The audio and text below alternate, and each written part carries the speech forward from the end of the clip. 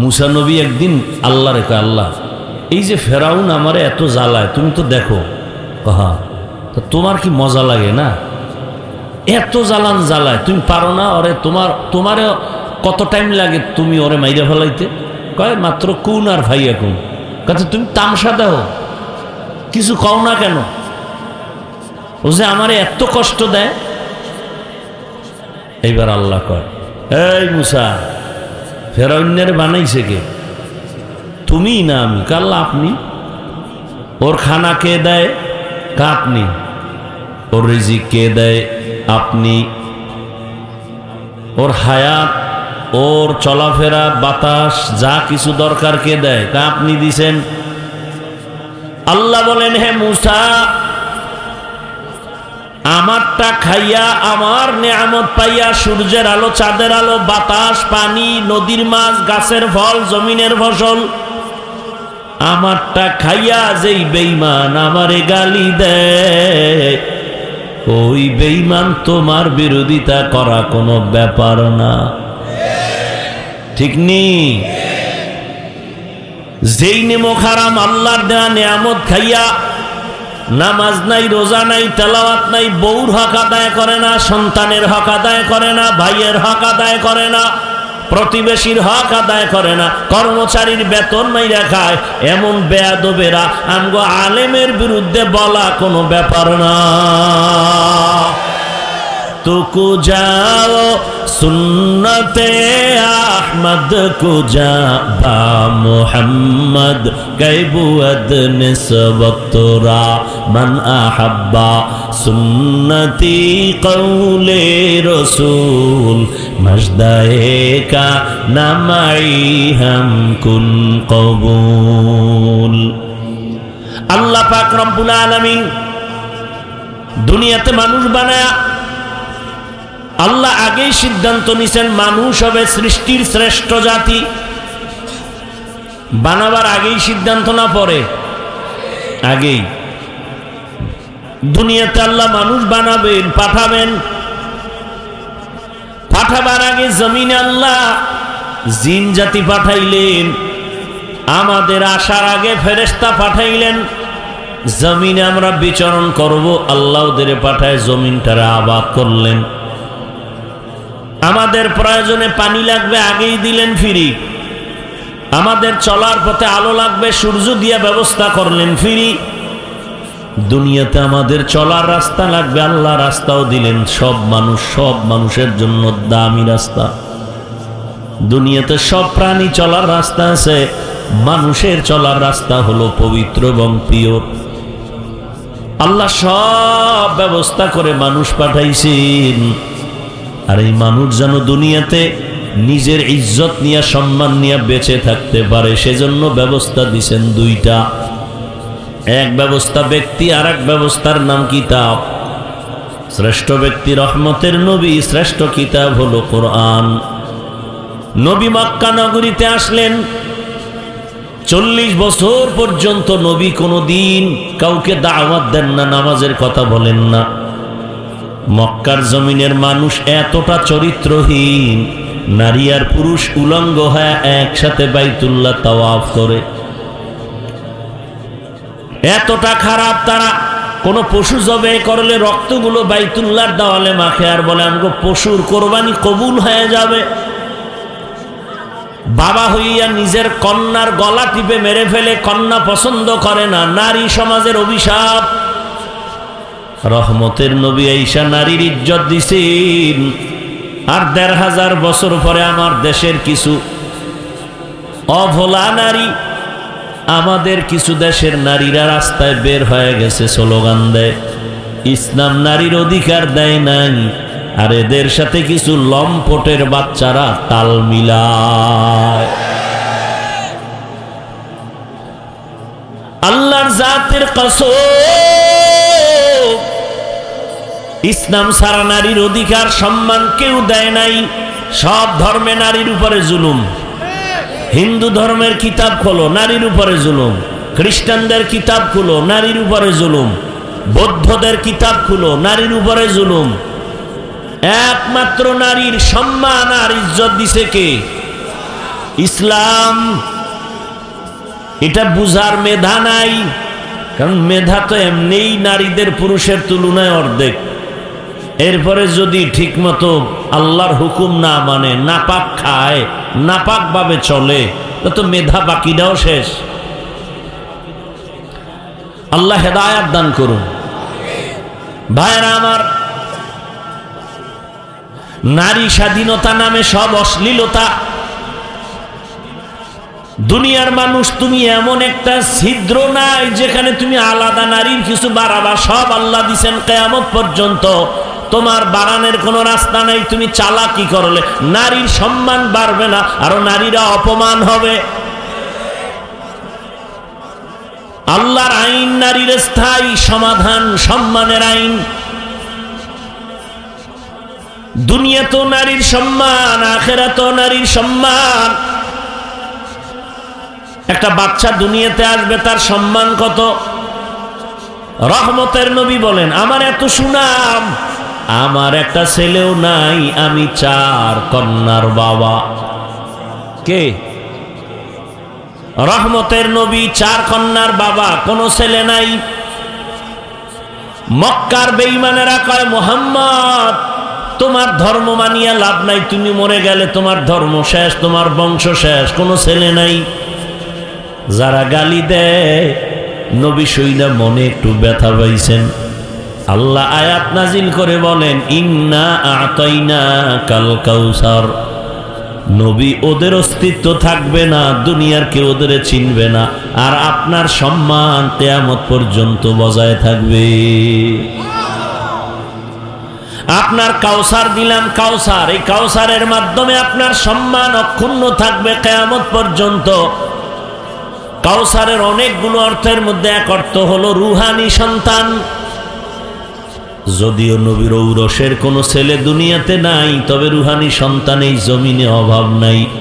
নামাজ পড়ে না, পর্দা করে না, কিন্তু নবীর বিরুদ্ধে কথা বললে মেনে নিবে না।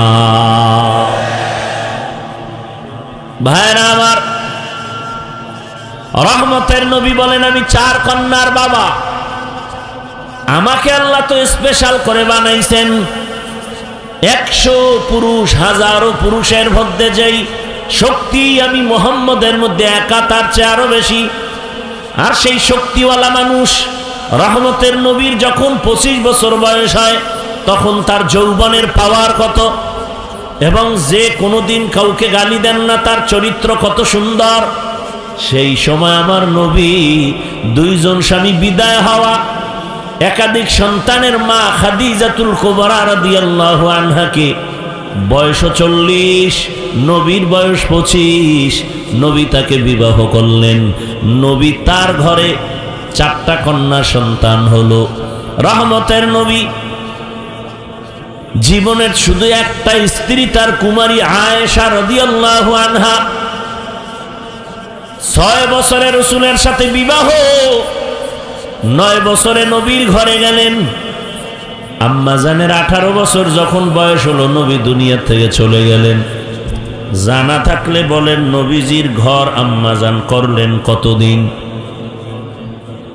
গেছে, সব ঘুমিয়ে গেছে। কয় বছর? তো যেই জানোয়ার, পশুর বাচ্চাগুলো বলে রসুলের যৌবনের তাড়নায় অনেক বিয়ে করছে, ওদেরকে জুতা দিয়া ফিডাইলেও তো ঋণ আদায় হয় না। যে তোদের ব্রেনের মধ্যে কুকুর পায়খানা করেছে, তোরা কুকুরের পায়খানা খেয়েছ। জীবনে একটা নারী রসুলের কুমারী, নাম কি? কয় বছরে বিয়া? ঘরে গেলেন কবে? নবীর ঘর করলেন কয় বছর? এটা যৌবনের তাড়না। বরং আয়েশার বিয়ার প্রস্তাব আসছে আরশে আজিম থেকে, আল্লাহ দিছেন। অথচ ভরা যৌবন 25 বছরে রসুল বিয়া করলেন এমন একজন বিধবা নারী, তার বয়স কত? 40। 2 জন স্বামী আগে চলে গেছে, একাধিক সন্তানের মা। এরপরও যারা রসুল দেখতে পারে না, এদের জন্য এই সংসদে আইন যারা করবে না, ওদেরকে সংসদে নেওয়া মুসলমান কোনোদিন তা বরদাস্ত করতে পারে না। তোমার নেতারে গালি দিলে কষ্ট লাগে, লাঠি মিছিল করো। দুনিয়ার সব নেতা এক পালায় দিল আমার রসুলের পেশাবের সমান হবে না। সেই রসুলের মর্যাদা রক্ষা করতে যারা সংসদে পারে না, এদেরকে সংসদে নেওয়ার কোনো সুযোগ নাই। আল্লাহ হেদায়েত দান করুন। সমস্যাটা কোথায়? কোথায় সমস্যা? রসুলকে শেষ নবী মানে না, রসুলের গালি দেয়, এর কোনো বিচার নাই। সমস্যা কোথায়? সমস্যা আপনাদের মধ্যে। কাদের মধ্যে? আপনাদের মধ্যে। আঙ্গুলের টিপটা যদি হিসাব করে দিতেন, তাহলে কোনো পাওয়ারওয়ালা নারীর উপরে ধর্ষণের জুলুম করতে পারত না। আপনার আবার ভোটের আগে পাইবেন না বরকত। আগের রাত্রে তাহাজ্জুদের টাইমে বসতে আসবে, ক্ষীর তাবলিগওয়ালা হিসাবের মুরিদ খাইয়া পেট ভাসায় দিবে যে না আমি আপনার পক্ষে আছি, কোনো টেনশন নেই। খালি ভোর রাত্রে হাদিয়া দিবেন আর দিনের বেলা আপনি যত আকাম করেন সব মাফ। এই যারা ভোটের আগে টাকা খাবি নিমক হারাম, আমি তাদের বলি বাথরুমে ঢুইকা 10 গ্রাম পায়খানা খাইও, আর গাজীপুর শহরে গিয়া হালাল সাবান কিনিয়া কুলি কইরো, গন্ধ থাকবে না। তো ভোটের আগের রাত্রে যারা টাকা খাবে, জাহান্নামের জুতার বাড়ি ছাড়া এদের কপাল ঠিক হবে না। নির্লজ্জ থাকা, এই হারাম খায়া রক্ত হবে, তো রক্ত না পাক, গোশত না পাক, এই টাকা মেয়ে খাবে, তোমার সন্তান খাবে, ওদের রক্ত না পাক। এই টাকা তোমার স্ত্রী খাবে, ওদের রক্ত না পাক। তুমি স্বামী নামের কলঙ্ক, তুমি বাপ নামের কলঙ্ক। সন্তানের হালাল খাওয়াইতে পারবা না, নিছো কেন সন্তান? স্ত্রীকে হালাল কামাই দিতে পারবা না, করছো কেন বিবাহ? কে বলেছে তোমাকে বিবাহ করার জন্য? তুমি রোজা রাখো, আবার ডবল করার নিয়ত করে, একটার হক আদায় করতে পারে না, 2টা লয়ে টানা দেন। আল্লাহ হেদায়েত দান করুন। রাগ করতেছেন? রহমতের নবী 40 বছর পর্যন্ত কারো কাছে দাওয়াত দেন নাই। 40 বছর পরে আল্লাহ কোরআন নাজিল করলেন, দাওয়াত শুরু হয়ে গেল। বিশাল ইতিহাস। নবী ঘুরে নেবার দাওয়াত দেন আর বলেন লা ইলাহা ইল্লাল্লাহ, তোমরা এই কালেমা পড়ো তো তোমাদের কামিয়াবি হয়ে যাবে। তুফলিহুন মান ক্বালা লা ইলাহা ইল্লাল্লাহ দাখালাল জান্নাহ, যারা লা ইলাহা ইল্লাল্লাহর উপরে জীবন চালাবে তারা জান্নাতি হয়ে যাবে। এক আল্লাহর ইবাদত করো। দাওয়াত চলতেছে, দুশ্মনেরাও দুশ্মনী করতেছে। এক পর্যায়ে নবী আবার এসে একদিন বলে তোমরা রহমানের ইবাদত করো। ওই বেঈমানেরা তো হুদাই প্রশ্ন করত নবীরে আটকানোর জন্য। আমাদের সমাজে কিছু মানুষ আছে না, মানে কোনো কাম নাই, হুজুর দেখলেই মাথাটা গরম হয়ে যায়। হুজুর গো গালি দিতে পারলে আর খুশি লাগে, হুজুরদের বিরোধিতা করতে পারলে খুব ওই দিন আরামে ঘুমাইতে পারে। তো দেখলেই উল্টা পাল্টা প্রশ্ন। ইমাম সাহেবের দেখা কয় কেউ হুজুর আমার চিনেননি? কয় না তো, আমি তো এলাকার মাস্তান। কত মসজিদে তো দেখি না। মসজিদে যাবো কি জন্য? আপনাদের মধ্যে কি আছে? কয় কেন? কথা আচ্ছা দেখি বলেন তো মুসা নবীর মায়ের নাম কি? হুজুর কয় এটা তো আমার এখন মনে নাই, পরে বলবো। এই জন্যই তো মসজিদে যাই নাই। এরকম কিছু বেয়াদব আছে না নাই? হুদা হুজুরদের প্রশ্ন করে আটকাইবে। মাদ্রাসার একটা ছাত্র দেখছে, এই মাদ্রাসায় ফিরে হবি কি, জীবনে কোনো চাকরি পাবি? নো তার বুঝে না। কি পড়ো? কয় আলিফ বা তা সা এডি ভরি। এগুলি ভরে হইব কি? অনেক জ্ঞান হবে। আচ্ছা তোর কি জ্ঞান কেমন দেখি তো, বলতো পৃথিবীর মধ্যখান জায়গা কই? এটা অনর্থক প্রশ্ন।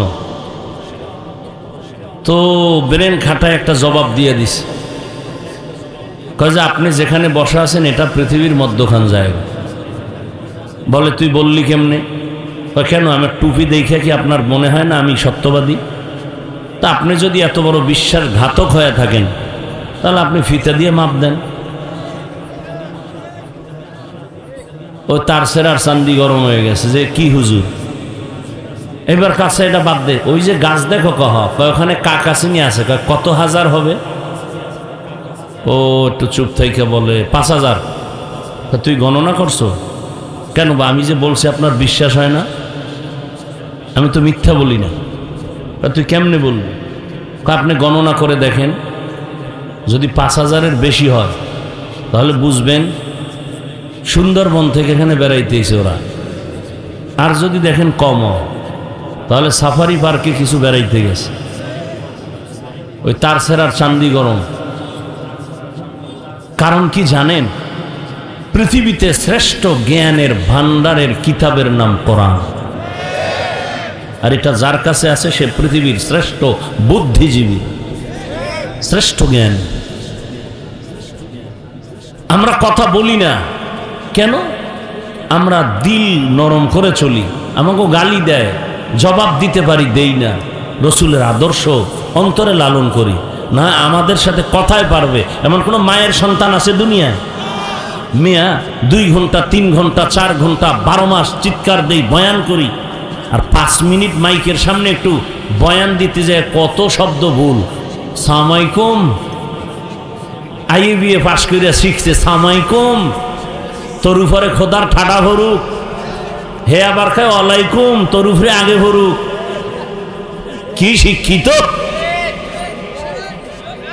আল্লাহ হেদায়েত দান করেন। ইলমেরা এজাজু করদান বেহিসাব, খলকের আদাদান জবাবে বাসওয়াব। আইএ পাস করলা, বিএ পাস করলা, মেট্রিক পাস করলা, আসসালামু আলাইকুম 2টা শব্দ কি শিখতে পারলা না রে মুসলমান? এটা শিখতে তো মাদ্রাসায় যেতে হয় না। আর একজনে সালাম দেয় খুব স্টাইল করে, মাদ্রাসায় ঢুইকা হুজুরের দেখা সালাম দিছে, আসসালাম আলাইকুম, খুব স্টাইল করে দিয়েছে। হুজুর আপনি কেমন আছেন? হুজুরে বুদ্ধিমান তো, কয় শুকুর। আলহামদুলিল্লাহ। কয় হুজুর শুকুর কেন? শুকুর বলবেন না? কয় কপাল তোরটাও খারাপ, আমারটাও খারাপ। আমি যে শুকুর বলবো, সিনের উপরে 3 নক্তা, এটা তো তুই সালামে নিয়ে গেছ। আমার তো শুকুর বলা ছাড়া কোনো নক্তা নেই। हकीकत से तो दुनिया बेखबर है, दुनिया की नुमाइश पर नजर है। নবী বলেন রহমানের ইবাদত করো।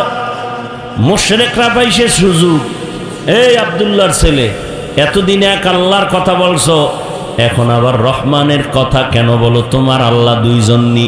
কয় না। তো পরিচয় দাও, মানির রহমান। রহমান কে? আল্লাহর নবী বলেন জবাবের অপেক্ষায় থাকো।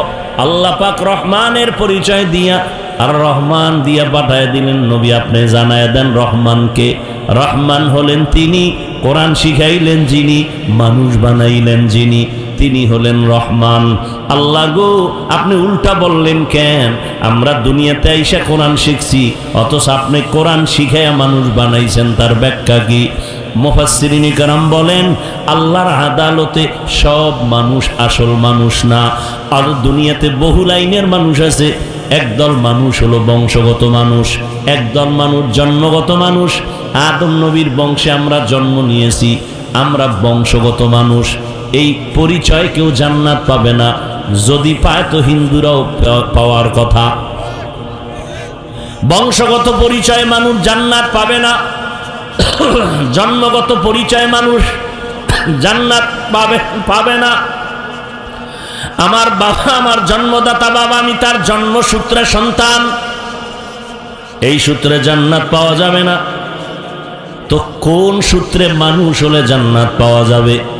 মুফাসসিরিনে কেরাম বলেন আল্লাহর কাছে শুধু একদল মানুষ দামি, যারা হবে গুণের মানুষ। কিসের মানুষ? গুণের মানুষ জান্নাত পাবে। বলে মানুষের গুণ কি? ভালো করে খেয়াল করেন, যে কোনো জিনিস যারা বানায়, ওই বস্তুটা বানাবার আগে একটা কাজের জন্য সিদ্ধান্ত নেয় বস্তুটাই কাজ হবে। তাহলে মূল উসুল, মূলনীতি, যেই বস্তুটা যেই কাজের জন্য বানানোওয়ালা বানায়, ওই বস্তুটার ওই কাজ হলো গুণ। যেমন আমি মাউথের সামনে কথা বলি, হর্ন কথাগুলো ইউনিটার মেশিনের মাধ্যমে বের করে। এই মাউথ মাইকওয়ালারা মাইক যখন বানাইছে, কি কাজের জন্য বানাইছে? আওয়াজটা সুন্দর করে, কাছের আওয়াজ দূরে দিবে এই জন্য। তাহলে মাইকের গুণ কি? আওয়াজ দেওয়া। এটাই কাজ, এটাই গুণ। বাতিওয়ালা বাতি বানাইছে কেন? আলো দেওয়ার জন্য। আলো দেওয়া বাতির গুণ। পাখাওয়ালা পাখা বানায় কেন? বাতাস দেওয়ার জন্য। বাতাস দেয়া পাখার গুণ। আগুন জ্বালায় কেন? গরম হওয়ার জন্য। গরম হওয়া আগুনের গুণ। বরফ নেয় কেন? ঠান্ডা লাগানোর জন্য। বরফের গুণ ঠান্ডা, আগুনের গুণ গরম। মাইকের গুণ আওয়াজ দেওয়া, বাতির গুণ আলো দেওয়া। এখন যদি মাইক আওয়াজ না দেয়, সবাই বলবে এটাকে ফেলে দাও, এটা গুণের মাইক না। বাতি যদি আলো না দেয়, ভেঙ্গে ফেলে, এটা গুণের বাতি না। আল্লাহ মানুষ যখন বানাইছেন, বলেন আপনাদের জানা থাকলে কোন কাজের জন্য বানাইছেন? ইবাদতের জন্য। কি জন্য? ইবাদতের জন্য। আর কোন কাজের জন্য? তাহলে মানুষের গুণ কি? ইবাদত করা। কি করা ভাই? ইবাদত করা, এটা মানুষের গুণ। এখন ইবাদত কেমনে করব? সিস্টেম লাগবে, বুঝতে হবে, জানতে হবে। জানতে হলে কোরআন ধরো। আমি তো কোরআন পারি না। যারা পারে তাদের কাছে যাও। কারা পারে? বলে ওলামায়ে কেরাম, এদের কাছে যাও, কোরআন শিখো, আমল শিখা, ইবাদত করো। করলেই তুমি গুণের মানুষ। গুণের মানুষে মরলেই তুমি বিনা হিসাবে জান্নাতি। এই গুণের মানুষ হওয়ার জন্য লাগবে ইবাদত। ইবাদত শিখতে হলে লাগবে কোরআন। ওদিকে আল্লাহ ইঙ্গিত করে কয়, আমি আগে মানুষ বানাই না, আগে কোরআন শিখাইছি, পরে মানুষ বানাইছি। কোরআন শিখা যারা ইবাদত করবে তারা গুণের মানুষ। তাহলে গুণের মানুষ আগে না কোরআন আগে? কোরআনের মাধ্যমে আলেমের কাছে গিয়ে শিখা ইবাদত করো, তো তুমি গুণের মানুষ হবে। আর গুণের মানুষের আমি আল্লাহ বিনা হিসাবে জান্নাত দিব। তবে শুনে রাখো, মাইকওয়ালা গুণের গুণ আওয়াজ দেওয়ার জন্য বানাইছে। এই গুণটা যদি মাইকের মধ্যে না থাকে, এলাকার সব কমিটি সহ বলবে এই মাইক ভেঙ্গে ফেল, তোর একটা টাকাও দেওয়া হবে না, লাথি মেরে ফেলে দাও। ঠিক যারা ইবাদতের গুণ না নিয়ে কবরে চলে যাবা, আল্লাহ বলবে ফেরেশতা, এটা গুণের মানুষ না, এটাকে শিকল লাগায় জাহান্নামে লাথি মেরে ফেলে দাও। এই মানুষটা আমার গুণের মানুষ না।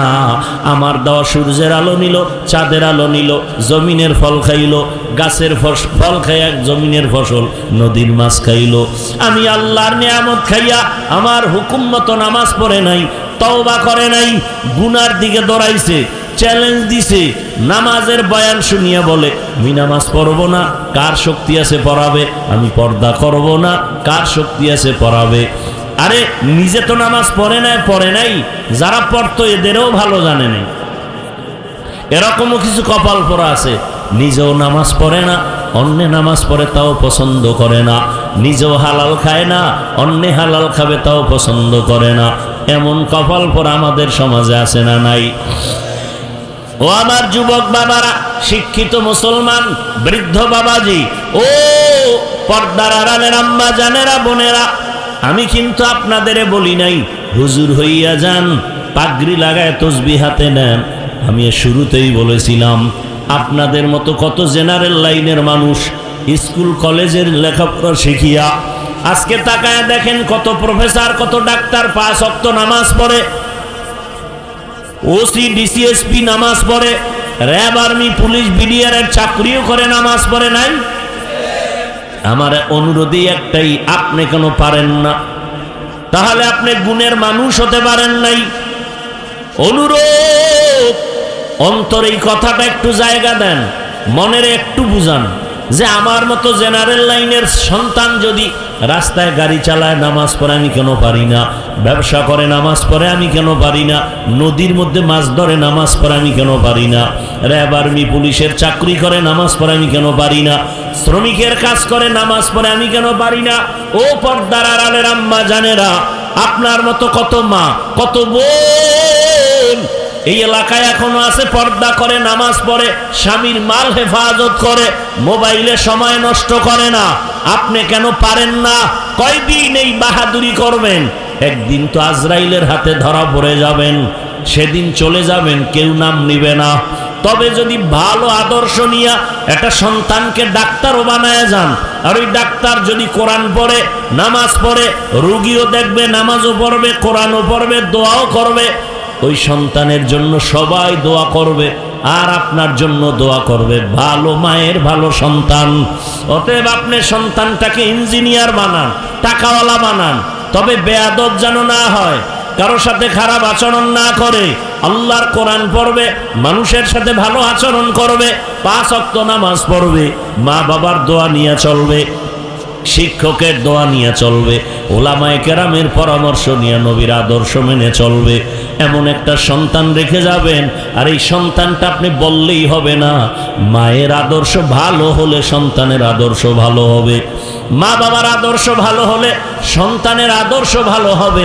মা বাপ আপনার আদর্শ যদি খারাপ হয়, সন্তানকে চেষ্টা করেও পারবেন না। যেই মা আর বাবা দুইজনে সন্তানের সামনে ইচ্ছা রকম গালাগালি আর ঝগড়া করে, সন্তান এগুলো শিখা শিখা ভালো হবে?